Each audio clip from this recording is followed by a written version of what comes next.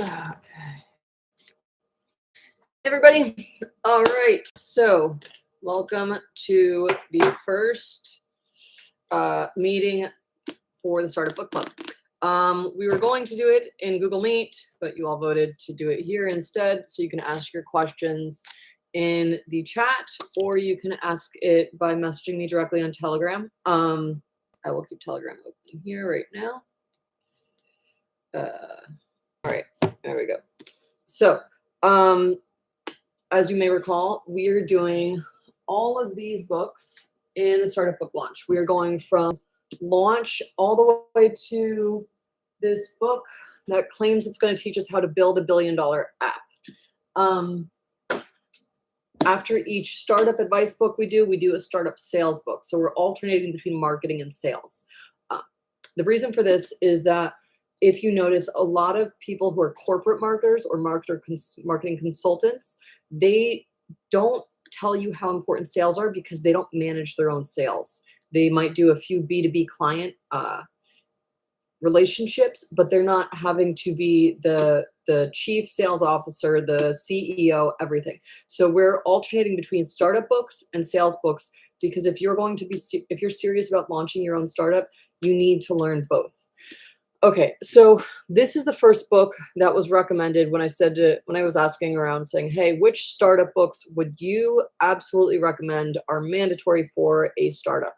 I will say this book sat on my shelf for like years, and it's still not my favorite book, even though we're reading it as a group, but I don't think we could skip it because the thing is, as soon as you start when you start a startup, you have to learn how to go to market, how to bring a brand new product to market, get people excited for it, have them pre-ordering and signing up before you launch.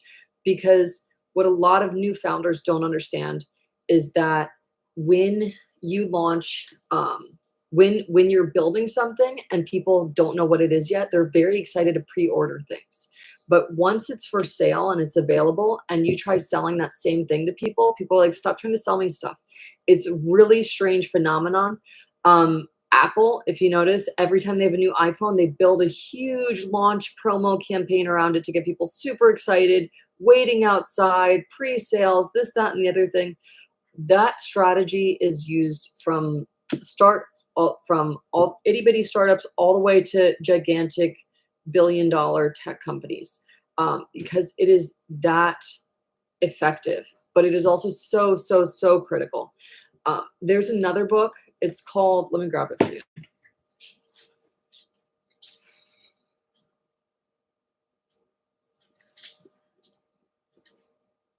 All right. It is called .com Secrets. Yes, I cut mine into 3 parts because it's such a thick book. And it's amazing. As you can see, I've taken notes in it. I treat it like a dictionary for marketing.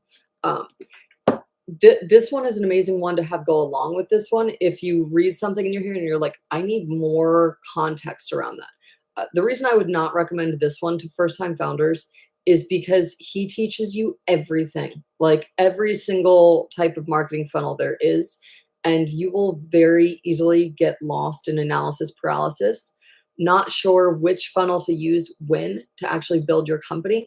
And I've seen a lot of first-time founders who grab this book and their company's dead because they try to do every single thing in here and they don't realize that they only need to focus on one type of funnel, get it up, make money with it, and then look at building another type. This book, he has you focus on one type of funnel first, building one strong marketing strategy.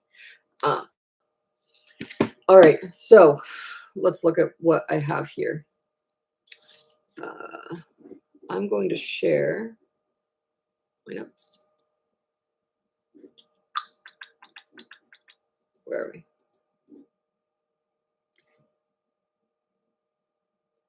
Can I share my notes? They're loading.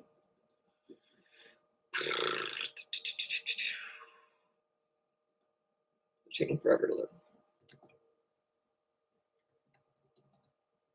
Oh, because I'm streaming, they're taking forever to load. All right. Okay, so you guys see my screen. Green book club chapter 1. Okay, so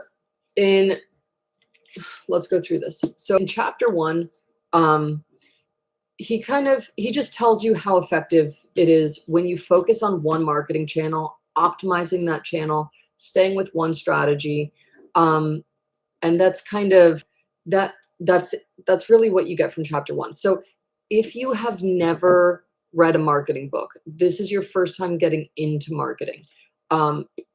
That's basically what chapter 1 is going to do, is show you the power of marketing. Let's see. Chapter 2. Okay. Oh, wait. Sorry. Do you have any questions on chapter 1?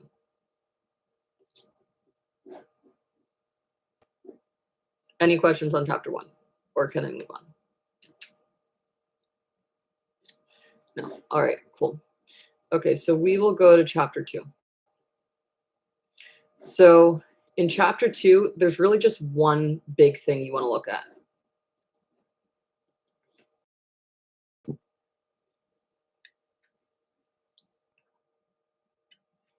All right, so with chapter 2, he puts this in the book.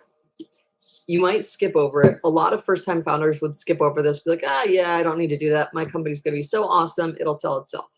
Don't make that mistake.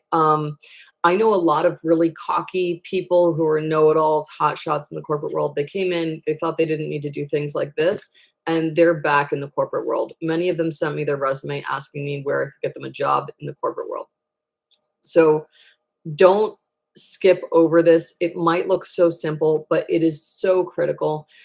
There's this weird thing when you launch your own company.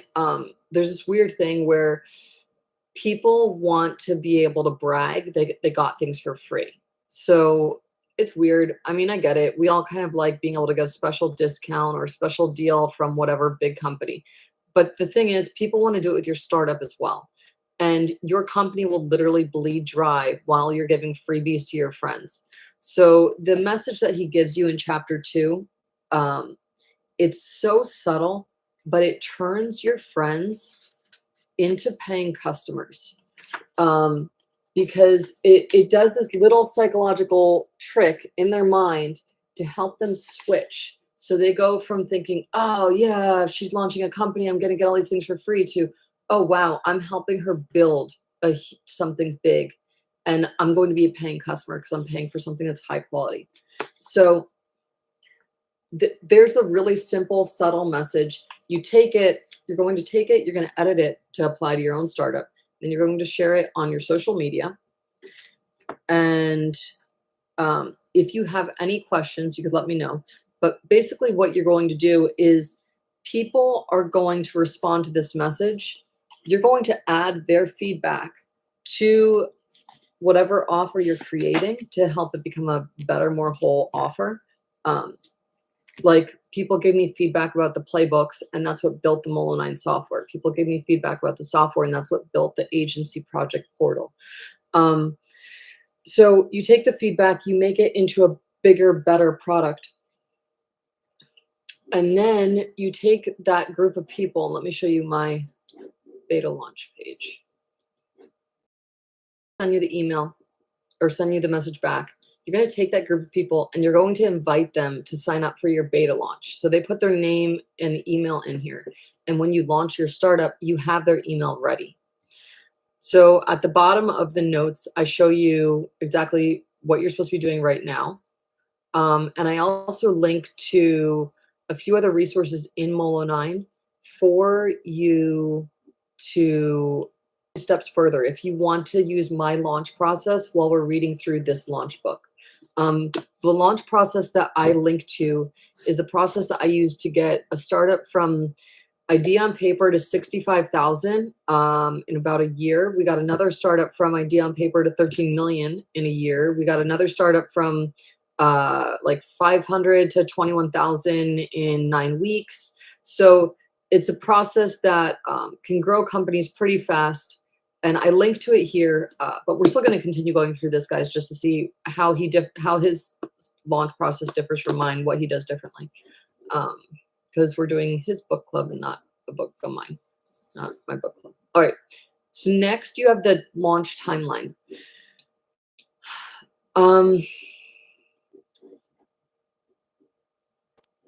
First, are there any questions on the beta launch?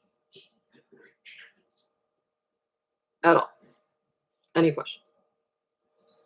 No. All right. So next we have the launch timeline. In this book, he says, where is it? He says his pre-launch lasts like 5 to 12 days. And then his open cart is from 1 to 7 days. And then he has a post-launch period. That's interesting. But there's a few other ones that I think we should look at as well.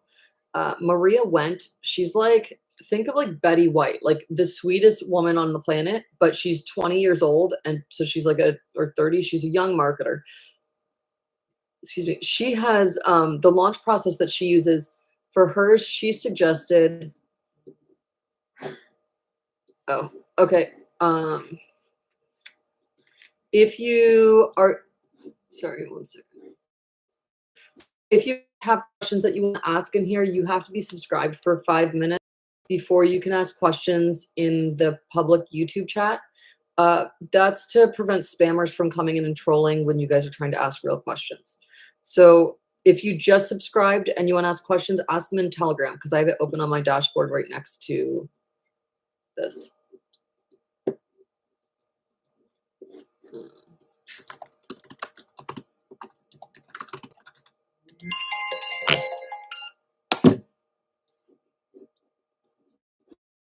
All right. Okay, we've got this. Ani Bapishash Atyanuha. Okay, sorry. So a little Hebrew this morning. Okay, so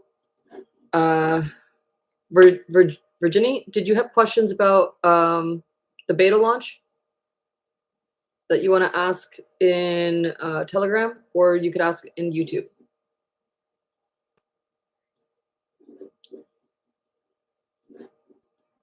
Okay, if not, I'm going to jump to the timeline. Then if you have your question, you want to ask it later, you can.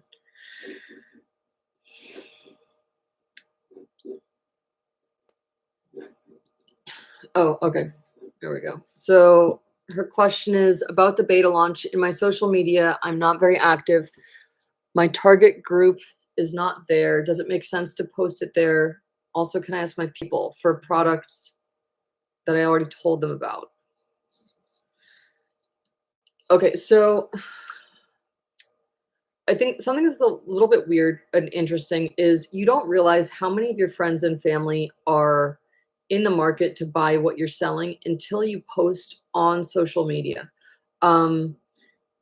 So for example, with this startup book club launch, I posted it to social media and I shared it via email. And there were a few people that I didn't even think would be interested in a startup book club that ended up joining you guys, which I was kind of surprised by. And then there were a few people who said they absolutely wanted to join the startup book club and then didn't. So what I would say is share it to your social media. You want to share like 27 different posts kind of about the product, soft selling in different ways. Once people have seen something 27 times, they're either going to buy or not. I would not share the same exact ad over and over again. If you go to my Instagram and you click,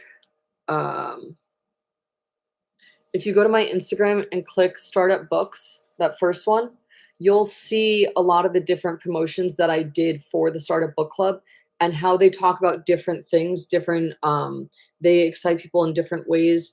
I didn't just keep posting the Startup Book Club flyer over and over and over again. So with your beta launch, let's say you're selling guitar lessons. That's the example that he uses in here. So I would post something like this to social. I would post something like this to social, and then from there, you'll see a few people who are going to message you about this. In a few chapters, we'll get into sharing on social media. And that's, I think, when we'll dive deeper into how often you should be posting on social to get buyers from your current following versus going somewhere else. Does that make sense?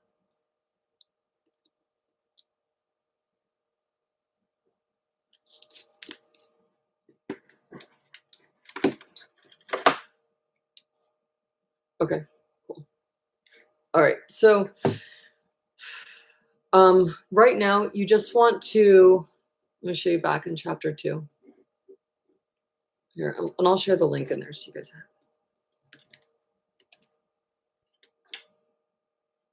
Okay.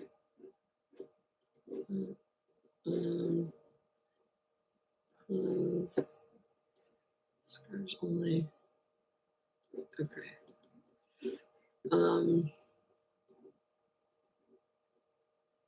I don't keep track of the 5-minute timer. That's something that's tracked by YouTube. There's no way for me to override it. So when YouTube has decided that you're a subscriber for what they determine as 5 minutes, that's when the commenting turns on automatically.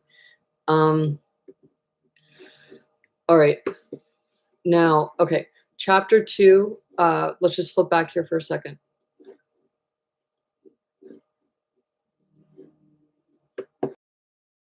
So you have your, this is the pre-launch message that you absolutely do not want to skip. Then you set up a beta page while you're waiting for people to respond to your pre-launch message. You could post the pre-launch message a few different times, like the same one a few different times over the course of a few different days. What I would suggest is posting other things to social in between that if you're going to repeat the same message over and over again. Because people like to see different things. They don't like to keep just seeing one thing over and over again. Okay, next, the beta launch page. This is what I used actually to launch Molo 9, and this is what we use for the launch of everything to get people excited. With Molo 9, you might even notice we still use this. Before we launch something, I put up a beta launch page, and we see if we get enough people to sign up for us to be able to cover the cost of building whatever that new thing is.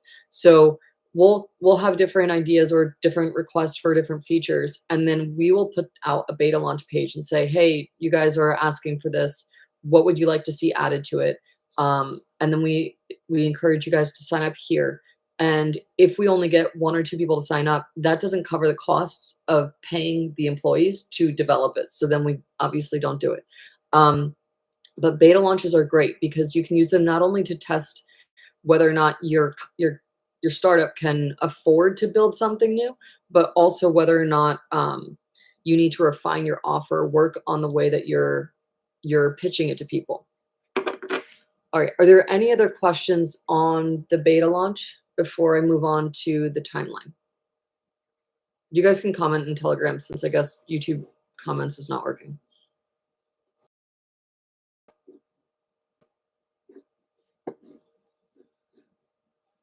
All right. So let's go to the launch timeline.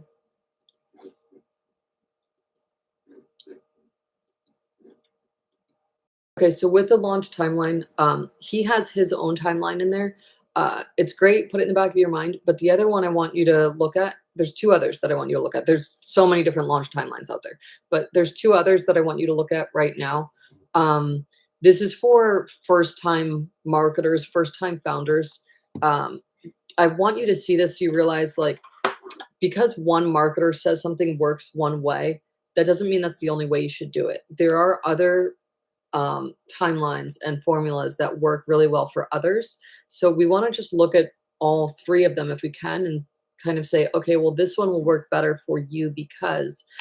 So with Maria Went, she's selling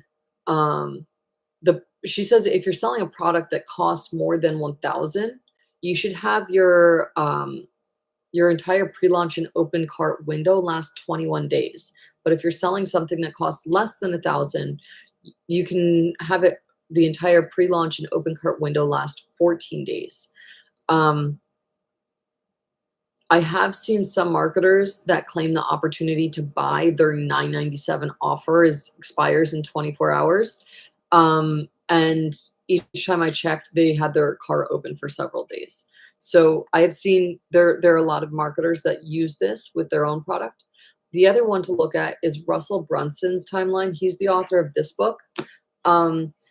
He, sorry, let me.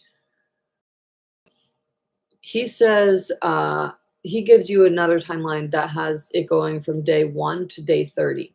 I think that his is actually better for first-time founders who are working full-time. I'm sharing the link right now. For first-time founders who are working full-time on their startup and their launch. Okay, any questions about timeline before we jump to the mental triggers?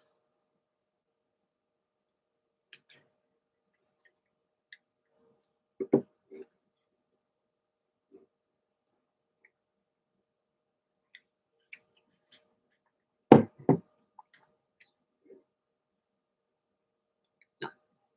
All right. Okay, so mental triggers. Is there a downside to adjusting the timeline? I haven't seen one. You do? Oh, okay. You do want to make sure that your launch, oh, okay. If things don't work out, should I wait longer? So you want to make sure that your close cart, like the final 72 hours during which someone can buy something, you want to make sure that that coincides with when people are paid. So you could have people, you could start promoting your product. Let's see, you're in Germany. From what I remember, in Germany, everyone's paid on the first of the month, right? You could just comment in there. Okay, let's say everyone's paid. Yeah, okay. So what you would do if you're doing a 3-week launch, you would start promoting your product and telling people about these cool things they can do with your product.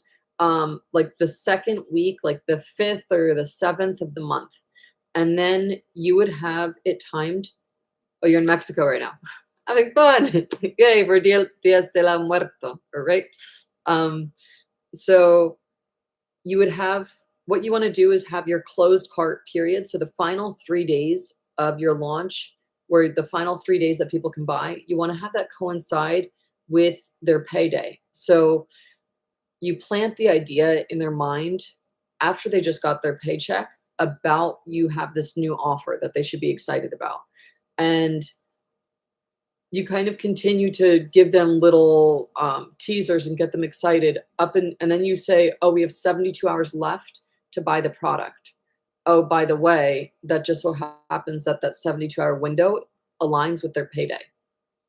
So you'd have your cart close. If they get paid on the 1st of the month, you'd have the cart close on the 2nd of the month or the 3rd of the month.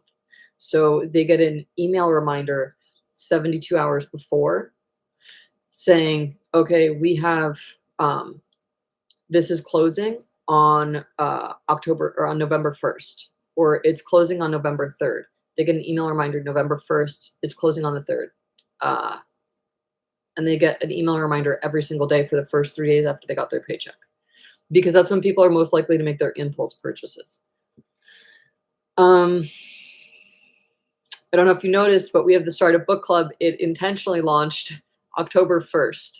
So if you notice, you'll now see with Molo 9, we do a lot of promotions, or our special offers are around the 1st of the month, because that's when the majority of our customers are getting paid. Okay. Any other questions about that? I would, if this is your first time doing a launch, I would look at Russell Brunson's timeline. And I think we can read through this fast enough to get you to be able to follow his timeline. What do you guys think? Like, if maybe it's Um,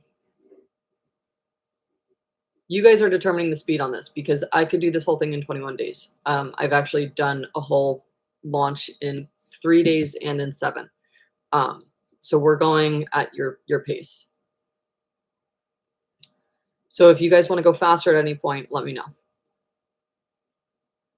Okay. The last thing is the mental triggers. So the 72-hour launch worked out really well. Yeah. The product was something people kept asking me if I knew where they could buy it. And then someone called me and he said, "Hey, I have this product if you know anyone looking to buy it." And it's like, actually, yeah, I do. So we built the company, built the website, and 72 hours later we were selling before the product even shipped from Asia to the US. So uh I will say though that with that startup, the founder came from the corporate world and he didn't really understand sales or marketing. So the downside of working on that with him is he kind of just assumed that, yeah, it ended up being a little bit of a mess, making it so easy for us to close sales in the beginning. He didn't understand how much work it took to close sales. Okay. If I have a digital loyalty rewards SaaS for B2B restaurants or like, would this kind of launch technique work? Sorry, I joined late. No worries, Andy. I know you're in California, so it's very early there. All right. Digital loyalty rewards.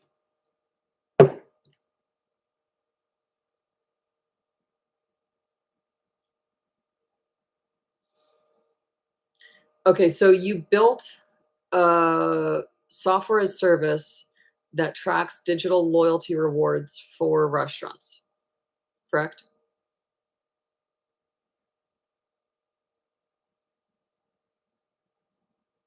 Um,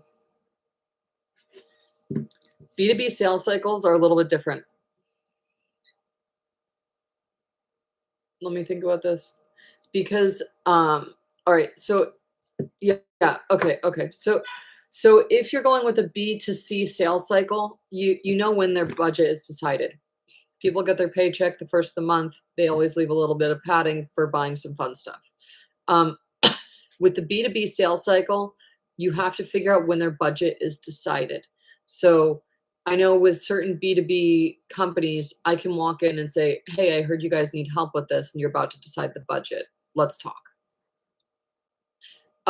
With other B2B companies, um, you have to figure out when their budget is decided. If you're going to be doing enterprise sales, especially because usually enterprise solutions are very expensive, and you're going to take a sizable portion of their budget, uh, their marketing budget in this case. So let's see.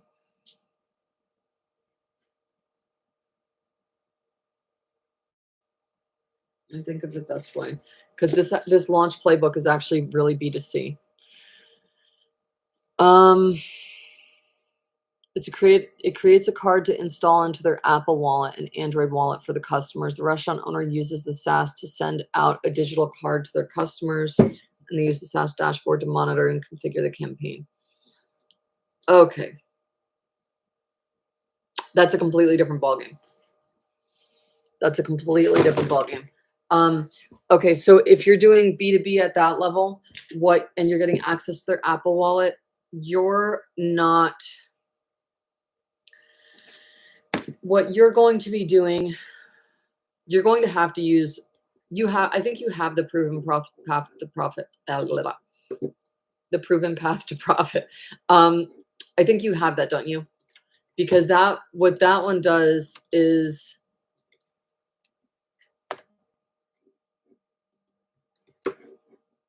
and you just double check that you have this.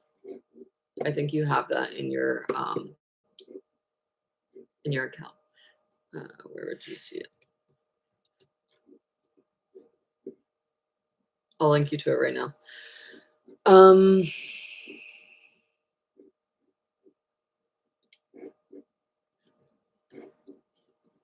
Okay, good. All right. So the proven path to profit, what it does is it actually the beta stage, you might be able to what you would do with your beta stage is you would be going to tech networking events. I think you should have some pretty good ones in San Diego. Um, I know it's not the same as Silicon Valley, but when I lived in Silicon Valley, like if you had something like that, you were going to the tech meetups and the restaurant events and say and with that beta launch page up, with the beta page up, and uh, you were getting people to register for the beta page there. In California, you do have a very unique culture in that people love to get in early on tech startups. In other parts of the world, not so much. But what you're going to do is you're going to put up your beta page, and you know how to code. So I don't think you should have any issue going through the proven path to profit in 21 days. There's some things in there that are a little bit more complicated for those who don't have um, don't have a high IQ. They're not if they don't have a very logic oriented brain. They're going to stop and ask questions where they should just plow through and implement. So I think that you should be able to get through that course pretty quick. Um, there are some things in here that'll work for you, uh, and some things that won't. What I would do is remember in the proven path to profit, there's the trust builder website. You cannot skip that. Like some people will try to skip around that. You're going to need to do that. This is how you establish trust checklist with your website.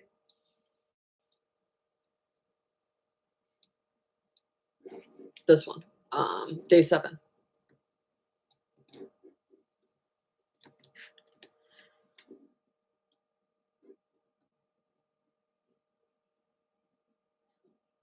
You don't know how to code. Okay. But you're an engineer, so you have the brain for it. You just don't have the data loaded into your brain yet. Um, okay. I think you'll also highly benefit from strategic partnerships because you're doing B2B. Um, yes, yeah. And also, you should have, because you speak Cantonese, right? Remind me, Cantonese. That should help you to bridge a gap to build relationships more. Yes, Cantonese. Okay. That'll help you to bridge a gap very fast with a, thank you. um, that should help you to bridge a gap the with the restaurants that are owned by other native Cantonese speakers. So there's you always want to look for what your special thing is that you can get in with people and build a relationship with them fast. So for example, when I go to Israel, people are like, "Oh, you're a cold Russian. You're a cold Russian," because Russian Jews are known for being much more cold emotionally than the Sephardic Jews, who are not cold. Um, they smother you in love. So I think I'm not nearly as cold as some of my relatives. Aside the point, when I go to Israel, if I walk into a restaurant, the Russian Jewish waiters and waitresses immediately come up and walk me to one of their tables, and they're going to take care of me, even though I don't speak Russian. So you'd be amazed by how quickly the Cantonese speaking restaurant owners will want to work with you because you connect with a part of them and their identity that they value. Does that make sense?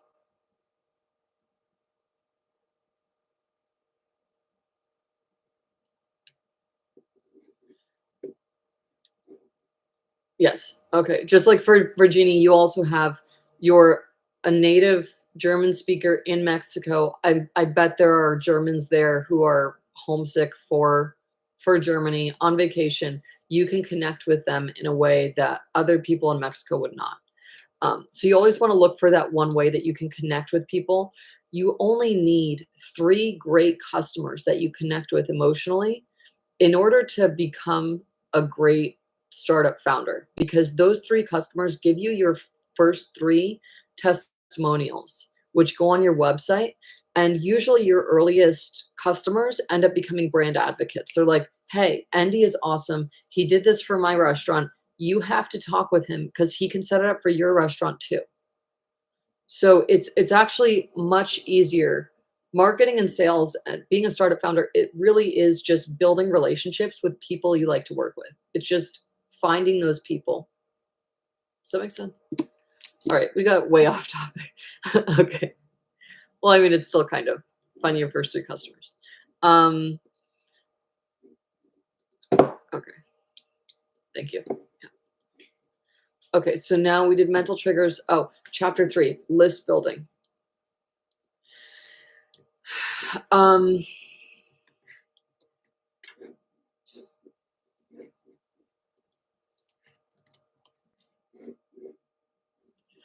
Okay, with chapter 3, list building, I would not buy lists. Did you guys read through this? Like, what do you want to discuss in this? Buying lists, bad idea. How do we build the list? We discuss it on the squeeze page. Any questions about buying lists, or you guys already read my notes on why that's a terrible idea, terrible ROI, waste of money?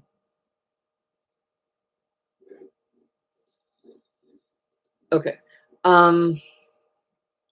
Let's go into squeeze pages. This is probably the most important thing that you would take away from this first book club meeting. You have the beta launch, and then, okay, you have a question about lists. Yes. What is it? Tell me.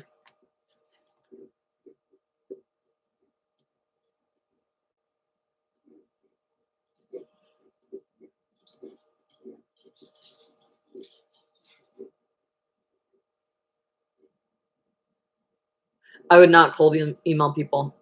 I would not. The ROI is not there. You're gonna get banned. It's gonna tank your email deliverability rate. Ask Gemini this.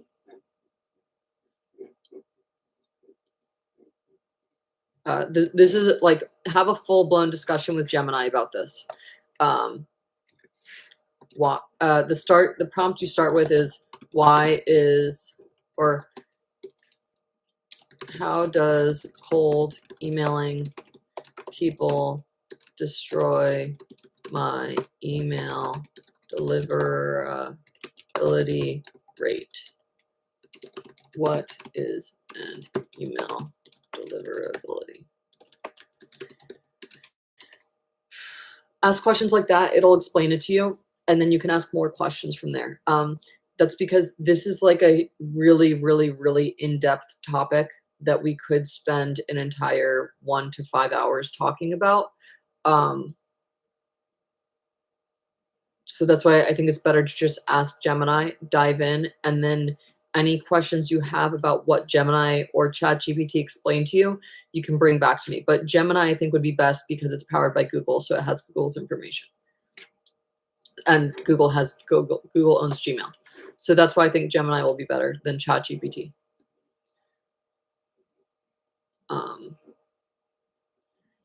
All right. Okay. In short, when you cold email a bunch of people, your emails start going to spam automatically.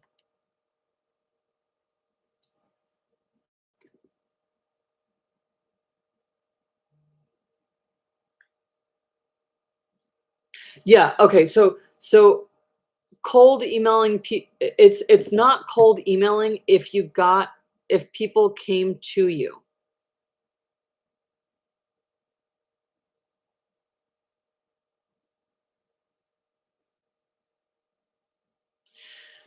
Yeah, and that's okay. So Andy's saying the other agency program I was in, the agency owner got 61% open rate of 500-ish people he sent, and he closed 9,500 deals in 3 weeks.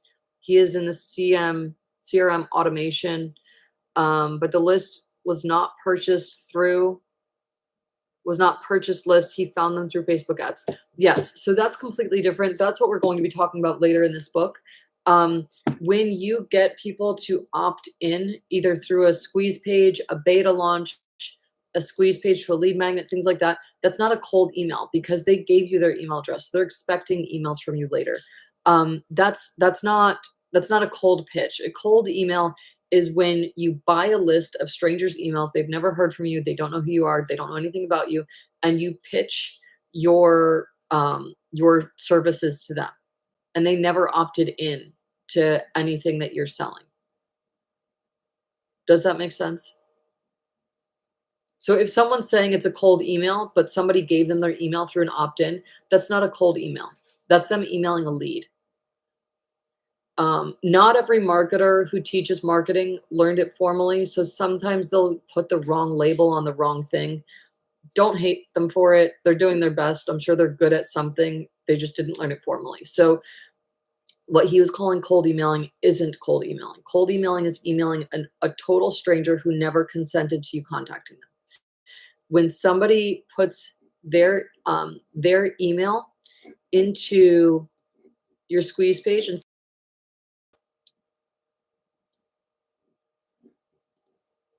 when someone puts their email into your squeeze page, they're a lead. They gave you their email. They gave you consent to email them.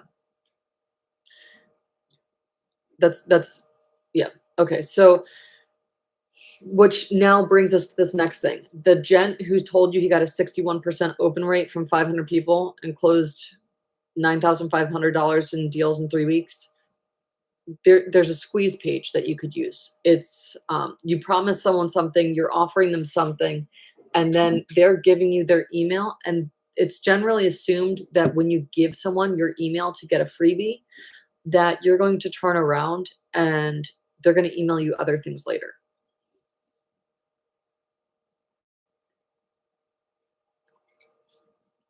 Which brings me to my next point, which is your lead magnet is so important.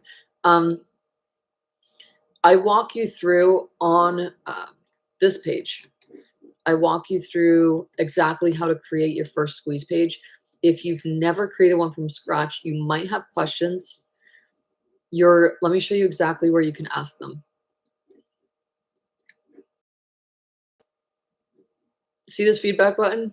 You click it. You ask a question. Like, question. I have a question.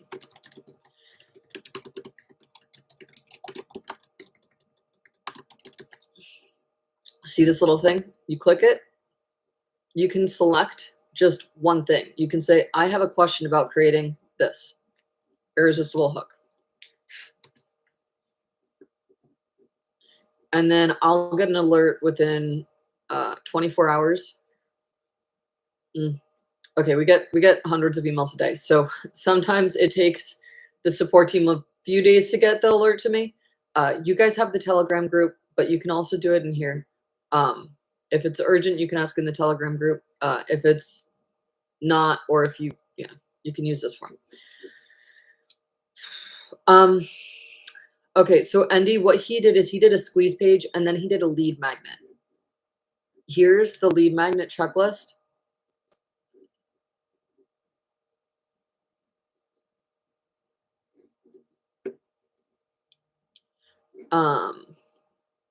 Chatbot bubble at the bottom right corner for this customer support. Oh, you mean on this page? I would not put a customer support chat bubble on this page. Okay, what you have to keep in mind is that the people who work on customer support are solving specific problems. They're not marketing strategists. It would not be cost effective for me to put marketing strategists on the customer support team because marketing strategists are really expensive. Oh, okay. On the squeeze page. You could try it. Okay, AI sales bot. That's something I've been testing a lot lately. Hang on a second.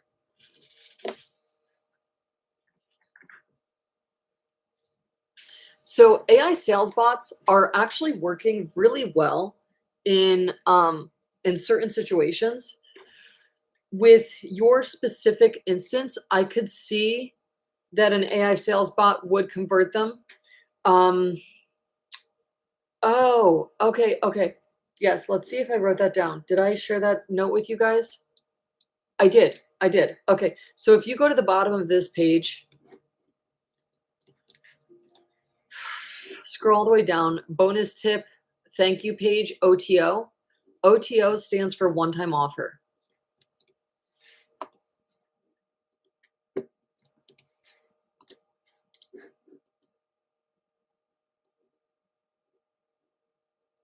So yeah, what you could do is you have your squeeze page, they get the lead magnet, and then they get a thank you message with a one-time offer. You want to choose a one-time offer that costs less than $49. I've seen people like try to sell a $200 one-time offer after you downloaded a freebie, and that's just not logical. People would buy something for 200 after it's like what 100 to 1,000 after a webinar is what people expect to spend. So when people go into your webinar, they're expecting to spend between 100 and 1,000 on whatever you're going to be selling them during the webinar, if they like the webinar. I would, with your one-time offer, thank you, you want something below 50 bucks.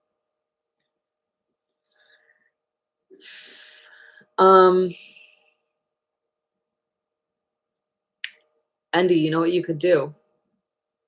Oh my God. Your lead magnet could be 5 ways. I have the article somewhere. You need ChatGPT to expand it.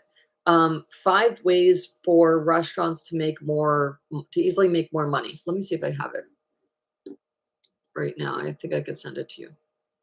I started working on this article a while ago. You can just say co-authored, put both our names on it. Where is it?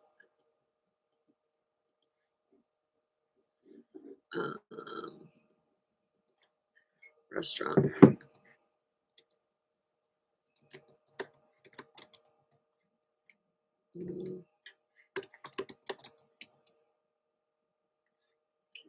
Okay.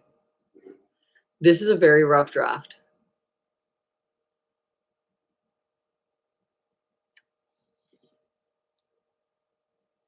Okay, this is something that I started working on for a restaurant. Let me put it. I'll send it to you in Telegram right now.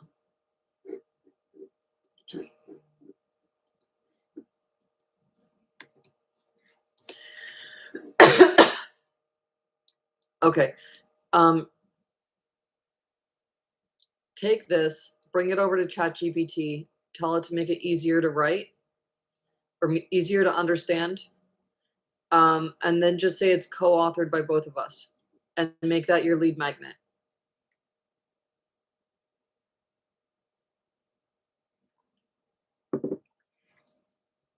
Yes, some of you are lucky enough to need a lead magnet that I just wrote. This does not happen often. Okay.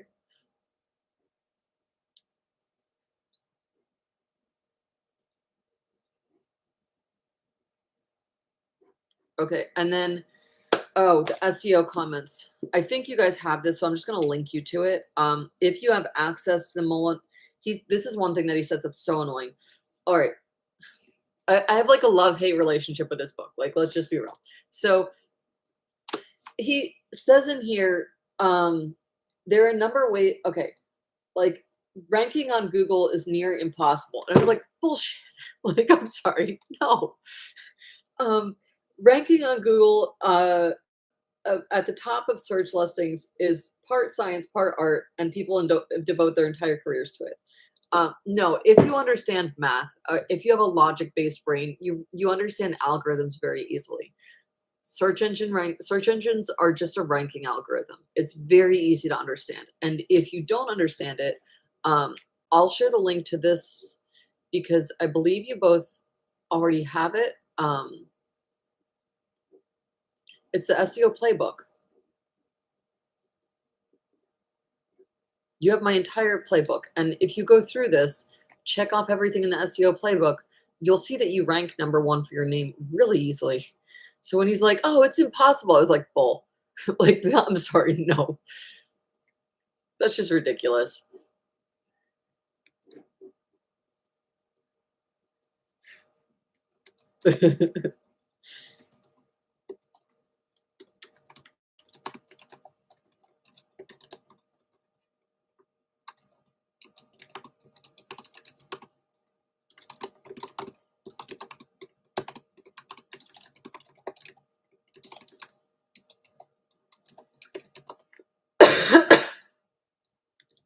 So this is the SEO playbook.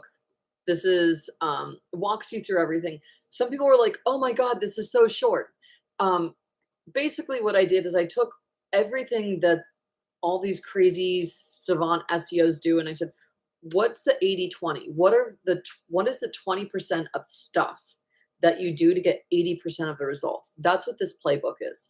So if you're trying to compete with like Apple for the name Apple, this won't work because you're going to have to do like the nitty gritty 20% of like 80 hours of work that get you 20% of the results.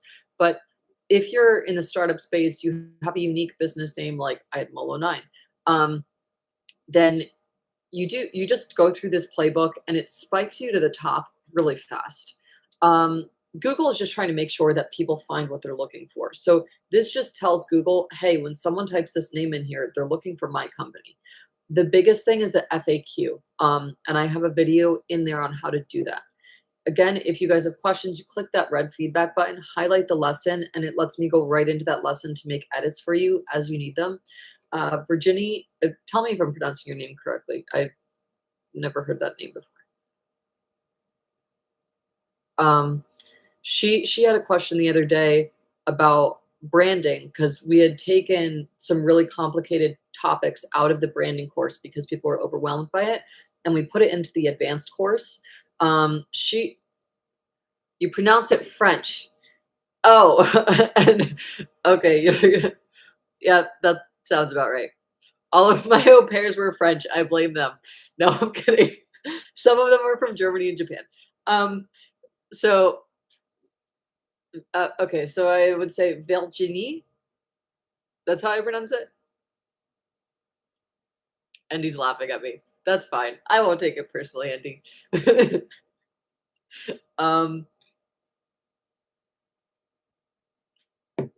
No, it's good. Laughter's good.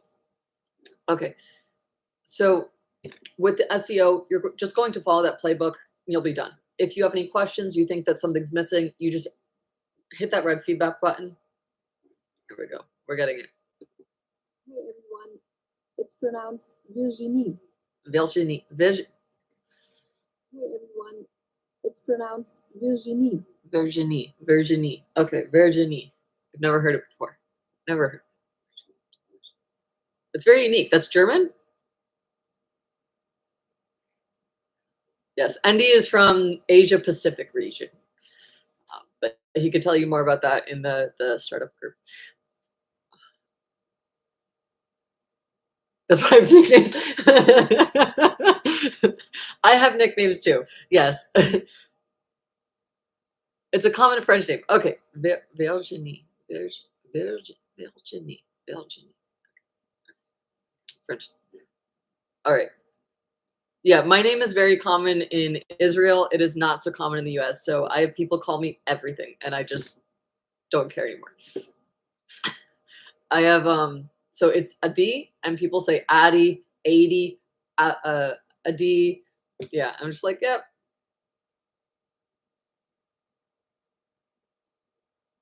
America's never good. Only V. The V is much easier.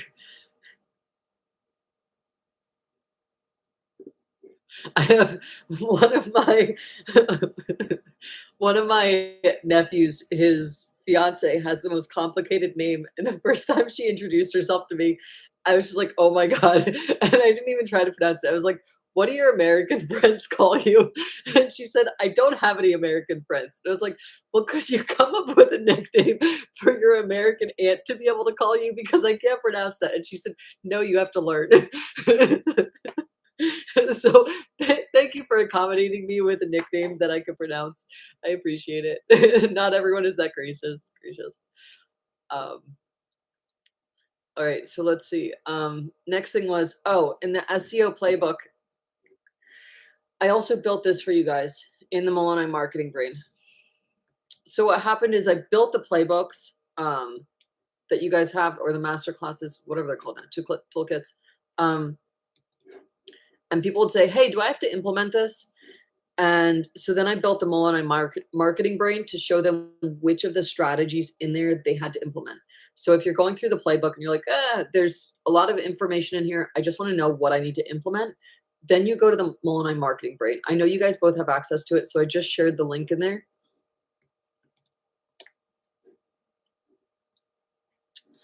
And that's the end of my notes for chapter 3. Did you guys have any questions? I would not follow the squeeze page examples he gives you. I would not at all. If you already bought Sell Like Crazy, I would look at the playbooks or the squeeze pages that he gives you. They're very simple, but as there's a video I include on the squeeze page instruction page for you, and it shows you how like the simple squeeze pages get a 60% conversion rate. The other page I would look at, so that's page,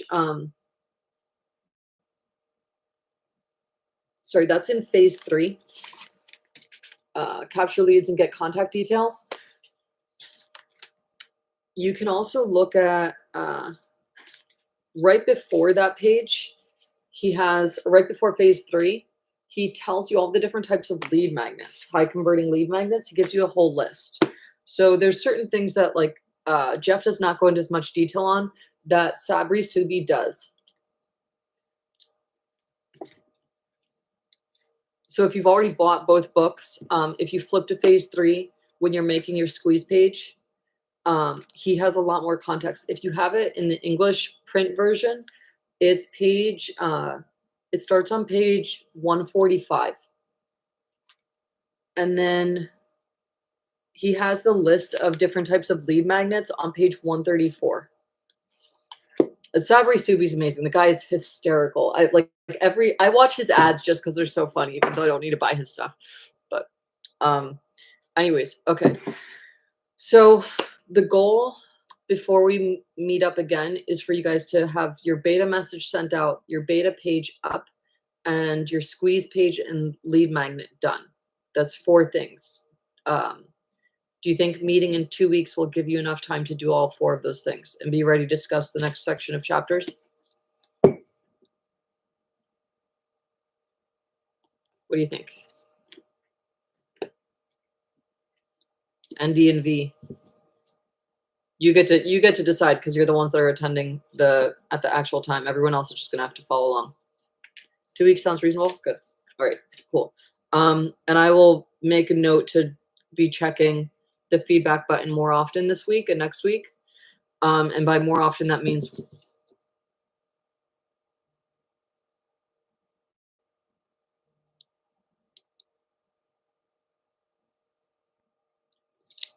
hands on. Okay. Chapter 4, he's again not really giving you a lot of intel. He's saying that he's going to cover it more in chapter 7. He kind of is just staying high level with chapter 4. And the sidewise, he's calling this he calls chapter 4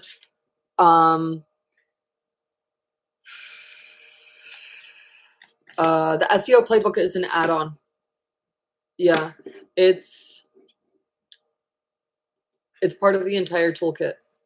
Elite, relevant B2B customers with these books. Yeah, there's some things that will wait.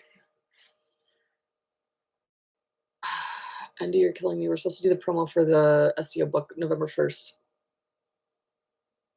Let me think of what the promotion's going to be. I don't remember. Oh wait, let me just look at their website and then I'll see.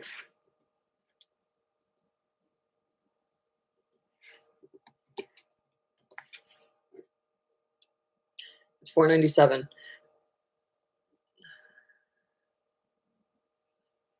Alexa, what's 97 times 4? 97 times 4 is 388. Alexa, what's 388 plus 197? Alexa, what's 388 plus 197? 388 plus 197 is 585.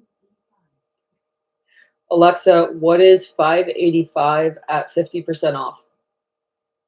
585 plus 50% is 877.5. Alexa, what is 585 minus 50%? 585 minus 50% is 292.5. 292. Okay, Andy, I'll give you the code for this. It's 292. Yeah. I wasn't going to create this until November 1st, but we can do it now. It's going to be our Black Friday deal.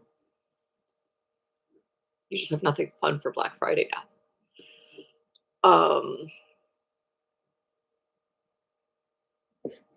Where is it? Discount codes. Where do I create them again? I don't remember. Addie's manager special. No, so this is how it works. It's a C corporation, and we have a promotional calendar. We have shareholders, so we have to. I can't just create discounts whenever I want. They have to be pre-approved. So what you're doing is you're accessing a Black Friday discount before everyone else. I don't think that it's already been approved, so I can't get in trouble. No, I'm kidding. They won't get upset. Okay, Black Friday. It expires. Okay.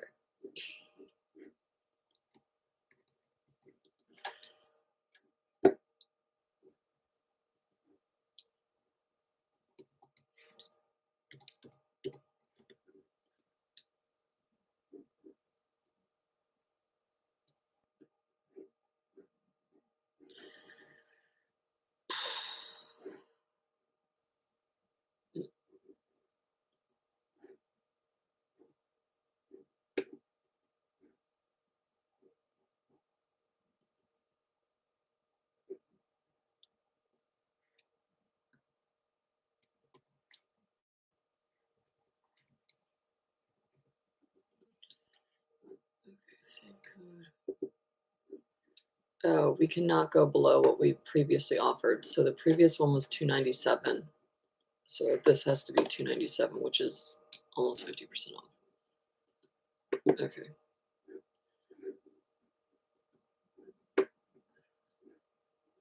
Yeah. Okay, so here you go. This is and then do it with a different, if you decide to get it, you do it with a different email, and then you just email chats support team, and they'll move whatever playbooks you bought that aren't on your account to your AppSumo account if you have an AppSumo account. Okay, so there you have the Black Friday promotion. Early, keep it secret. We're supposed to be announcing every Black Friday, and November 1st. All right. So, do you guys have any other questions? Otherwise, I'll see you back online. I think chapter 4, he's again just doing theory. Tools of mass influence and mental triggers. I think we could do chapter 4 and chapter 5 for next time. Don't you? What do you think? Or chapter 4, chapter 5, and chapter 6, because chapter 6 is where we actually start to launch. Chapter 4 and chapter 5 are just more theory. Chapter 4, he's showing you, look, the guy did this. It was super cool. Can I get a Facebook on my, can I get an FB on my Squeeze page? What do you mean?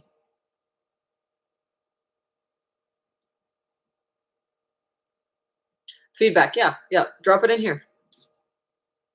Yeah. Okay. Right. Do you guys know what a startup squad is?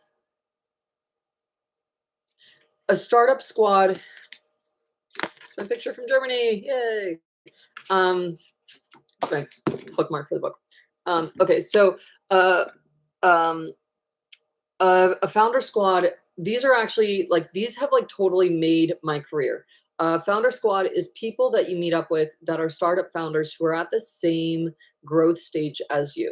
And essentially you meet up with them once per month and you guys just swap different things. Usually it's better if you're from different industries working with different products, because you'll realize that you run into a lot of the same obstacles and roadblocks. For example, when I needed an accountant, I went to my founder squad The people in there have a logistics company that deals with supply chain management for supplies coming from Asia to the US and Russia to the US.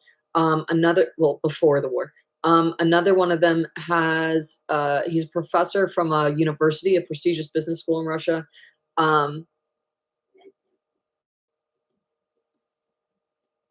let's 3 steps to master your first breastfeeding experience. Oh, so you want a new mom jitters and getting confidence first.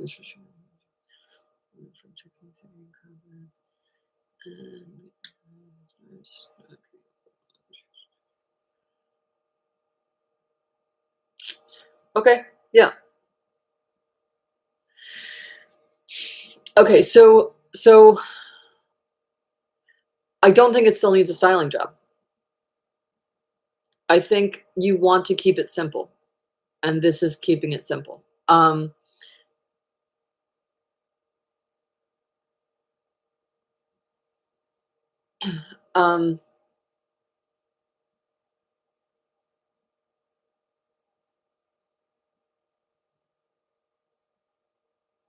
yes, I would get rid of the emoji in the on the button, and I would get rid of the exclamation point, and I would make that 2 arrows.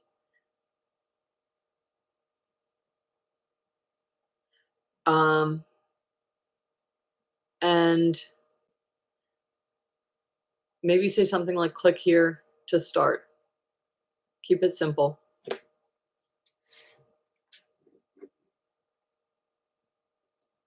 You want to keep you don't want to do videos. You want people to um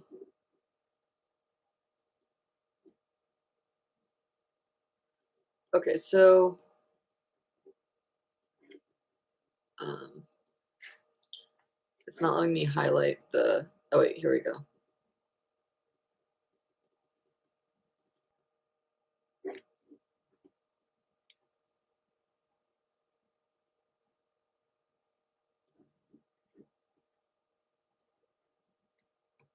It's not letting me highlight the button. Um so um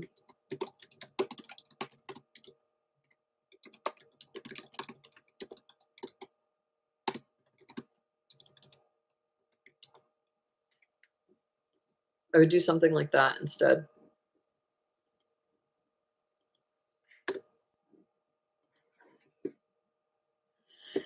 Because when you end it with an emoji, then people think they're supposed to stop there. They don't understand. They click that.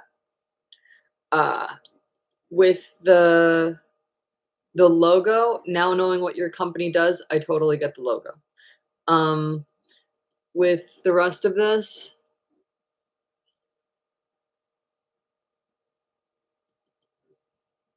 let me marinate on it a little bit, and then I'll drop notes in here at the end. With the founder squad, it's the people that you go to for feedback on things like your squeeze page. So,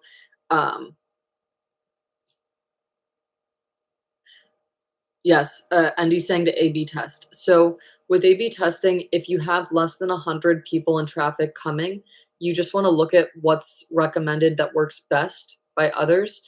Once you get higher than 100 to like a few hundred people coming through to your squeeze page, that's when you have enough traffic to actually A/B test. As a general rule of thumb, with the startups that I work with, we wait until we get above 1,000 in traffic before we start to A/B test. Who wants to be on my squad? I think Andy's on your squad. Um, okay, let me do. What do you guys think of right now? I'm going to create a separate Telegram that's just for Startup Book Club members, and then you can join a founder squad in there. Oops, Telegram just crashed.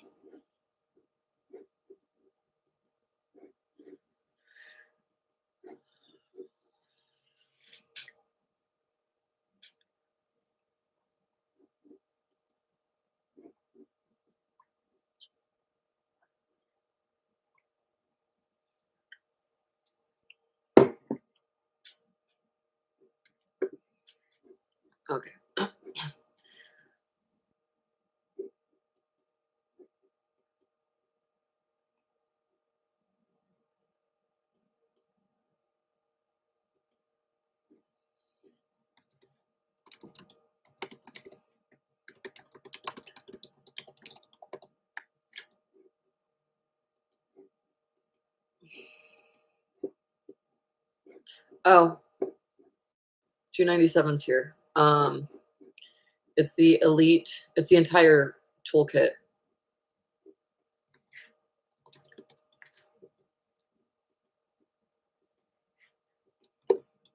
It's all 5 of the playbooks.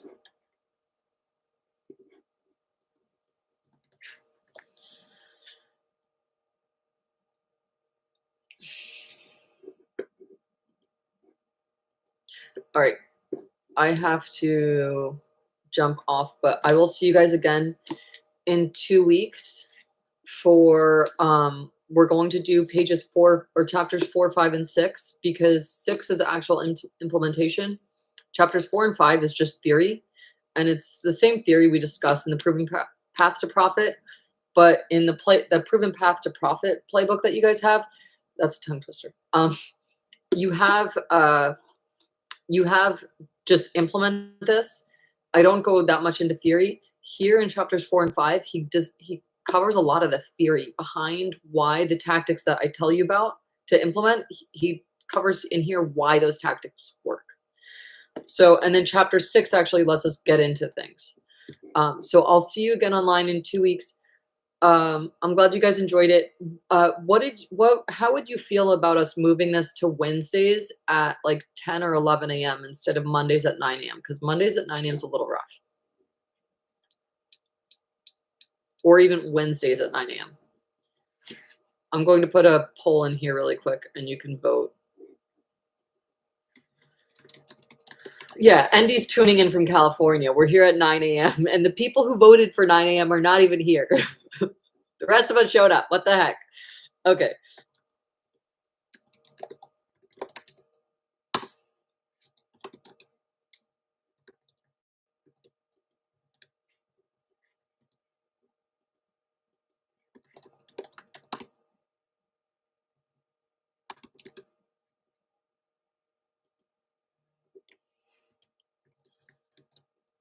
You guys give me energy.